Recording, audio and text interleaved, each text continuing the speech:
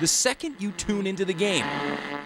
Well, we've got blue skies. We've got a beautiful evening. 73 degrees here at game time. You hear that unmistakable voice. A few little fleecy clouds up there, but just another great day at the ballpark. Ernie Harwell is the voice of summer. Outfield a little bit to right on Michael, hitting 2-3-4. He's the voice who brings you inside the radio and onto the field.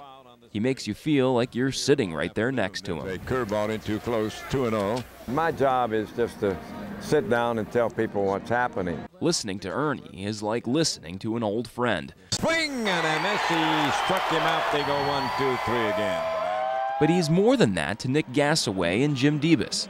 He is their eyes. He just paints everything clear for me. Nick and Jim depend on Ernie to paint that picture because they're visually impaired. Bounding ball deep third. Get out! Get out!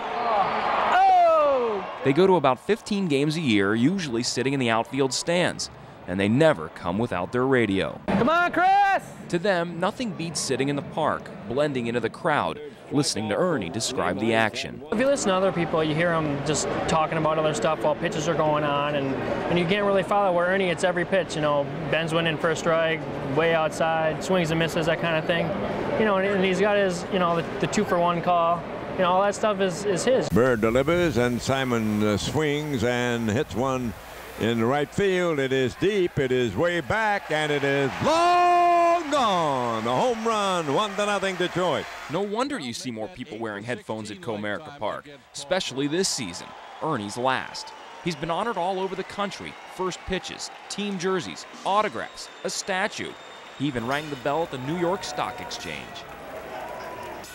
I've gotten more attention than I deserve or need.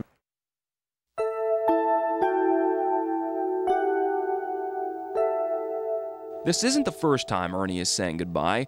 A decade ago, Tigers management told him they wanted to go in a new direction and unceremoniously fired him. Ernie Harwell fired. It was the worst decision I've ever seen made.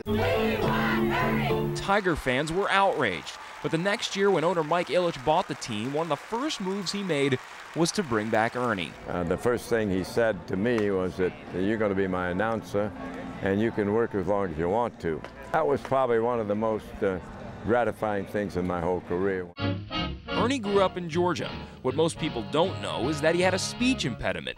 Amazing, perhaps the greatest announcer of all time with a speech impediment. Ernie's love for baseball began when he saw his first game in 1934. It was Babe Ruth's last with the Yankees. In 1948, one of the most bizarre trades in baseball history occurred, and Ernie was right in the middle of it.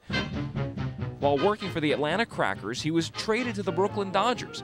No, not for another announcer, but for a minor league catcher. A few years later, he was behind the mic for one of the most famous home runs in baseball history. No, that wasn't Ernie. It's Russ Hodges.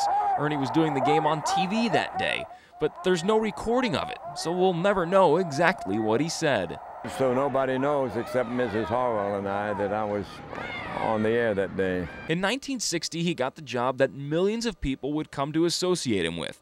Play-by-play announcer for the Tigers. But it doesn't make too much difference whether you for them or against them. 8 years later, he was calling the shots as the Tigers won the World Series. Now we've got Jim Northrup. In '84, a storybook season culminated when Kurt Gibson's blast sealed another World Series championship. And here's the pitch. He swings. There's a long drive to right, and it is a home run for Gibson. I've had the opportunity to work with him every day for the last several years, and just to understand what a great person he is, and you know, that'll be equally as big of a loss. Ernie Harwell is the last of an American breed, a breed that's fading from the American landscape. A man, an announcer, identified with his city. There's only been a few like him. Harry Carey in Chicago, Jack Buck in St. Louis, Vin Scully in Los Angeles.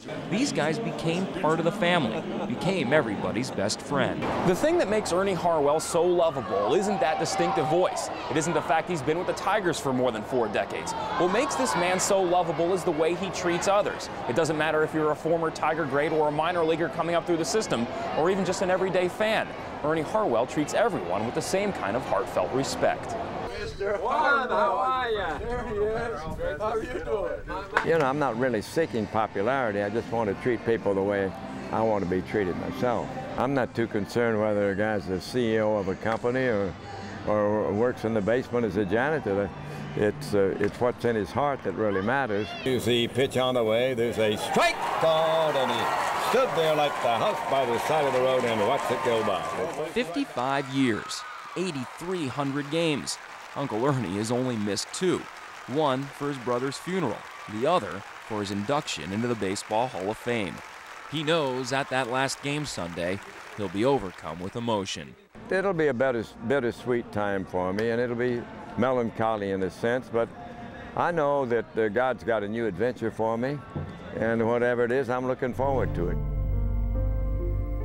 Here it comes, a swing and a bounding ball at the third.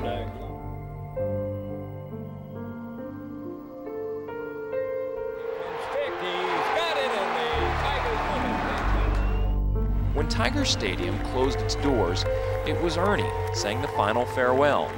This Sunday, Tiger fans will be saying those very same words right back to him.